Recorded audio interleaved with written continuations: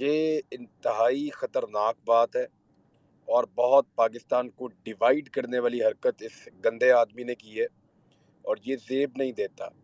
यानी मैं वहाँ पे मौजूद था, अभी मैं थोड़ी देर पहले वहाँ से जब आया हूँ, तो गिलगित-बल्तिस्तान की पुलिस दिखाई भी नहीं दे रही। उन्हें सख्त अहकामात हैं उस पुलिस को कि आपने सरकारी किसी काम के अंदर मुदाखलत नहीं करनी। वो पुलिस सिर्फ़ इमरान खान की दहशतगर्दी से हिफाज़त के लिए मौजूद है। जो रैली इमरान खान साहब ने एक दिन पहले की थी, उस रैली के अंदर गिलगित बल्तिस्तान की पुलिस ने, जो उनके कमांडोज़ हैं, उन्होंने बड़ी जाँफशानी के साथ काम किया और क्योंकि पंजाब पुलिस की सिक्योरिटी इमरान खान साहब को प्रॉपर तरीके से मुहैया नहीं की गई, तो फिर उन्होंने वो फ़राइज़ सरअंजाम दिए ज़्यादातर। तो वो ये काम तो कर रहे हैं, लेकिन उन्होंने आज ये गिरफ़्तारी के मामले में या जो सरकारी काम चल रहा है गिरफ़्तारी के बारे में, जो पुलिस वग़ैरह आई है, उनके सामने वो कहीं नज़र भी नहीं आए सारा दिन। मैंने इसको दोबारा कन्फर्म किया। ये खबर हामिद भीड़ ने टेबल स्टोरी दी है और ये फितना स्टोरी है। ये पाकिस्तान के अंदर डिवाइड पैदा करना चाहता है, पाकिस्तान में साजिश के बीज बोना चाहता है और वो ये तासुर क्रिएट कर रहा था आज अपने टीवी चैनल पे बैठ के कि गिलगित बल्तिस्तान की पुलिस ने इस्लामाबाद और पंजाब की पुलिस के ऊपर बंदूकें तान ली हैं।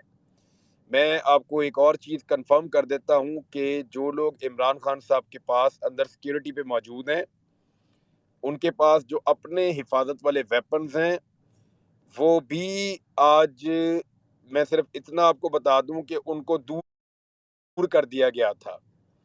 रीज़न ये है कि सिचुएशन इंतहाई वर्स्ट थी, कंटिन्यूसली शेलिंग हो रही थी, पुलिस दरवाजे पे पत्थर मार रही थी और लड़ाई बहुत ज़्यादा बढ़ गई थी।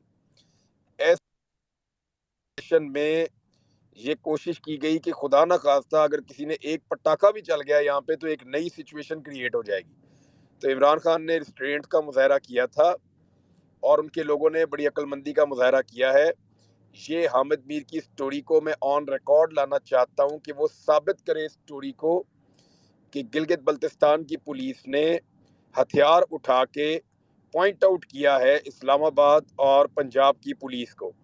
ऐसा वहाँ सारा दिन कुछ नहीं हुआ। ये कारकुन वहाँ पे मौजूद थे, कोई 150-200 कारकुन था आज, तो वो इंटेलिजेंस की रिपोर्ट गई और जैसे ही पुलिस को आइडिया हुआ कि कारकुनों की तादाद कम है, तो उन्होंने इसको नादर मौका समझ के तो अटैक किया है, चारों तरफ से रास्ते बंद करने के बाद। अब वो कारकुन जो हैं, उन्होंने काफ़ी देर रेज़िस्ट किया, कुछ 3 घंटे तक वो मज़ामत करते रहे।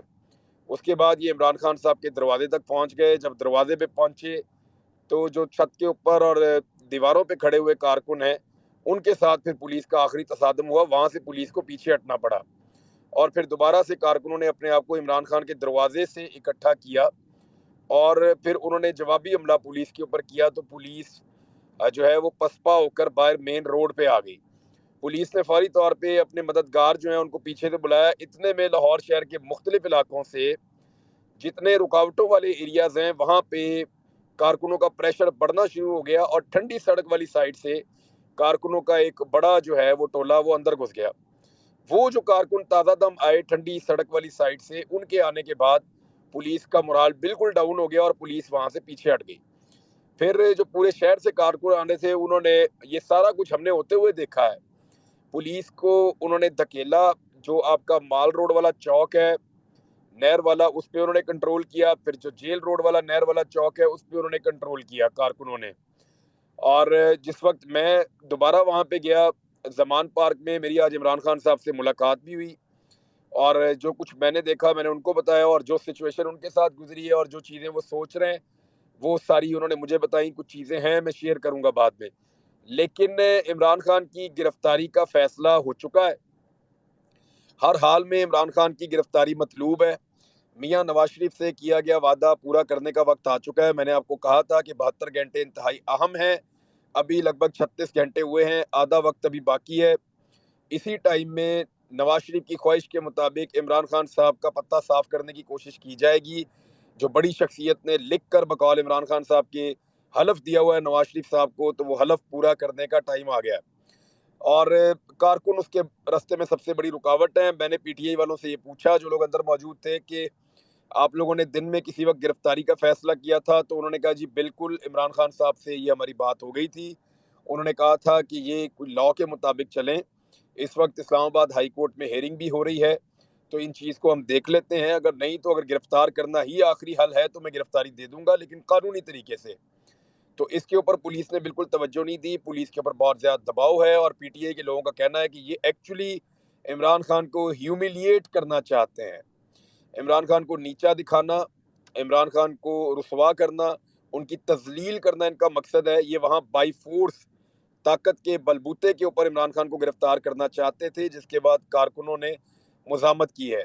अब इस वक़्त जो सबसे बड़ी मुसीबत बन गई है, वो ये है कि जो ताकतवर लोग हैं, जिन्हें गिरफ्तारी का सिर्फ़ हुक्म देना आता है, उनके हुक्म की तामील नहीं हो रही और वहाँ खलबली मची हुई है मुज़ाहमत देख के। यानी लोगों की मुज़ाहमत का वो तवक्को नहीं कर सकते थे। वो पाकिस्तान तहरीक-ए-इंसाफ को एक ऐसी जमात समझ रहे थे जो बर्गर पार्टी है और ये सिर्फ़ सोशल मीडिया के ऊपर रिएक्ट कर सकती है। लेकिन आज उनके अंदाज़े गलत साबित हुए और तहरीक-ए-इंसाफ के चंद लोगों ने, मैं चंद लोग इसलिए कह रहा हूँ कि उस वक़्त अंदर 150 के करीब कारकुन थे और ये मुझे पाकिस्तान तहरीक-ए-इंसाफ की क़यादत ने बार-बार कन्फर्म किया है। उन्होंने कहा जी उन लोगों ने काफ़ी मुज़ाहमत की है और बड़ी लड़ाई की है और बाद में जो लोग अंदर आए और लड़ाई रात तक लगी रही, उसमें मैं आपको ये बता दूं कि ज़मान पार्क में लगभग 100 से ज़ायद लोग ज़ख्मी हुए हैं, जो आसपास के घरों के अंदर अपनी मरहम पट्टी कर रहे हैं, क्योंकि 8 लोग जो मेहमान आए हुए थे बाहर से, जब वो ज़ख्मी होकर अस्पताल पहुंचे तो उनको वहां से पुलिस ने गिरफ्तार कर लिया। उनकी गिरफ्तारी के बाद फिर बाकी कारकुन अब अस्पतालों में नहीं जा रहे, वो अपनी मरहम पट्टी वहाँ पे खुद ही कर रहे हैं। इस वक्त जो जमान पार्क के आसपास के इलाके हैं, वहाँ से शेलिंग हो रही है और जो घर हैं, जो प्राइवेट लोगों के आसपास घर हैं, उनके घरों के अंदर आकर शेल गिर रहे हैं और कंटिन्यूसली यही सूरत हाल है पूरे के पूरे जमान पार्क में। और गिरफ्तारी की एक जिद है। वजह यह है कि कभी भी ऐसी रेजिस्टेंस नहीं मिली। ये रेजिस्टेंस जो है, ये नवाज शरीफ के लिए एक डरावना ख्वाब बन जाएगी, क्योंकि देखें नवाज शरीफ ने इस मुल्क पे 3 दफ़ा वज़ारत उज़्मा और 3-4 दफ़ा वो वज़ारत आला ले चुके हैं पंजाब की, लेकिन उन्हें कभी भी ऐसी रेजिस्टेंस मुहैया नहीं हुई। उन्होंने अपने कारकुनों से खुद कई दफ़ा कहा है कि आपने मुझे कहा कि कदम बढ़ाओ नवाज शरीफ, हम तुम्हारे साथ हैं, तो जब मैं कदम बढ़ाता हूँ तो पीछे से आप गायब हो जाते हैं। तो ये रेजिस्टेंस जो है, ये पाकिस्तान की एस्टेब्लिशमेंट के लिए, पाकिस्तान के इदारों के लिए एक बहुत बड़ा चैलेंज है और वो इसको अपने लिए एक बहुत बड़ी मुसीबत समझ रहे हैं और वो इस मिथ को तोड़ना चाहते हैं कि इमरान खान को फोर्स के साथ गिरफ्तार नहीं किया जा सकता, कानून के मुताबिक गिरफ्तार किया जा सकता है। अब देखना ये है कि अगले जो 5-6 घंटे हैं, इसमें पाकिस्तान तहरीक इंसाफ कितना रजिस्ट करती है। क्या वो रजिस्ट करके इमरान खान को गिरफ्तारी से बचाने में कामयाब हो जाते हैं, क्योंकि पुलिस को मैंने देखा कि वो बेदिली से काम कर रहे थे। हालांकि आज रेंजर्स ने और पुलिस ने बहुत ज़्यादा टॉर्चर किया है नौजवानों के ऊपर, लोगों के ऊपर। और मेरे ख्याल में निगरान हुकूमत की जो सबसे बदतरीन एक कोशिश है, वो ये है कि वो रेंजर्स को पब्लिक के सामने लेकर आई और अवामी और सियासी, इंतहाई सियासी मामले में, ये सियासी नौइयत का मामला है, कोई इंतज़ामी नौइयत का मामला नहीं है इमरान खान की गिरफ्तारी। तो एक सियासी नौइयत के मामले में एक पैरामिलिट्री फ़ोर्स को लाकर अवाम के सामने खड़ा करना, ये निगरान हुकूमत की एक बदतरीन नाअहली है। इनको ये नहीं करना चाहिए था, इदारों का जो एहतराम बचा है, उसको बचा रहने देना चाहिए था, लेकिन उन्होंने ये कर दिया। और फिर हमने खुद देखा, राय साकिब ने विजुअल्स दिखाए कि रेंजर्स नौजवानों के ऊपर, लोगों के ऊपर बदतरीन उनको टॉर्चर रेंजर्स ने भी किया। और ना सिर्फ ये, और सहाफ़ियों के ऊपर भी टॉर्चर किया गया। अभी भी यहाँ सराउंडिंग में यही सूरत-ए-हाल जारी है। ऐसे ही लड़ाई चल रही है और लड़ाई रुकने का नाम नहीं ले रही।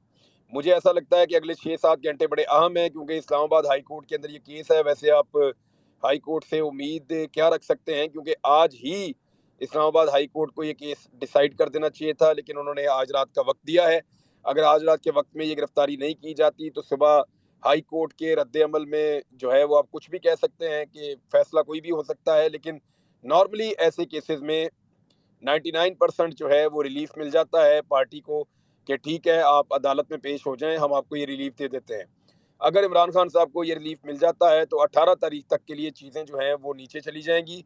18 तारीख को इमरान खान साहब अपने वकला के हमरा अदालत में पेश होंगे और फिर ये एक लॉन्ग मार्च जैसी पेशी होगी, जिसमें बहुत बड़ी तादाद में लोग इमरान खान साहब के साथ अदालत की तरफ जाएँगे और इस्लामाबाद में कर्फ्यू लगाने की कोशिश एक मर्तबा फिर की जाएगी।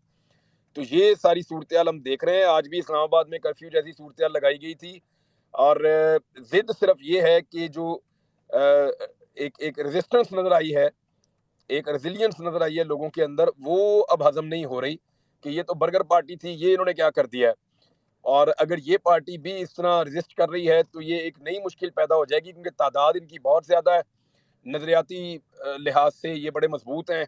इनको कायल करना भी मुश्किल है, फिर इनमें बहुत सारे जो हैं वो पढ़े-लिखे लोग हैं, ये बाशऊर लोग हैं और इसके बाद जो नेक्स्ट लेवल है वो ये है कि अब ये मुज़ामत भी करते हैं। तो ये सारी चीज़ें अगर इकट्ठी हो जाती हैं तो एक पॉलिटिकल पार्टी बहुत ख़तरनाक हो जाती है। वो फिर एस्टेब्लिशमेंट से भी टक्कर ले सकती है जो उन्होंने ली हुई है। तो मैं पहले ये बात समझा रहा था कि ये टक्कर के लोग हैं। ये पहली दफ़ा आपको ऐसे लोग मिले हैं, आप ना करें। मेरे जैसे जाहिल आदमी को, एक आम आदमी को ये चीज़ें नज़र आ रही थी, तो वो पढ़े-लिखे लोग हैं, समझदार लोग हैं, सिस्टम को चलाने वाले लोग हैं। उन्हें ये चीज़ें क्यों नज़र नहीं आ रही या वो ये चीज़ें क्यों नहीं देखना चाह रहे?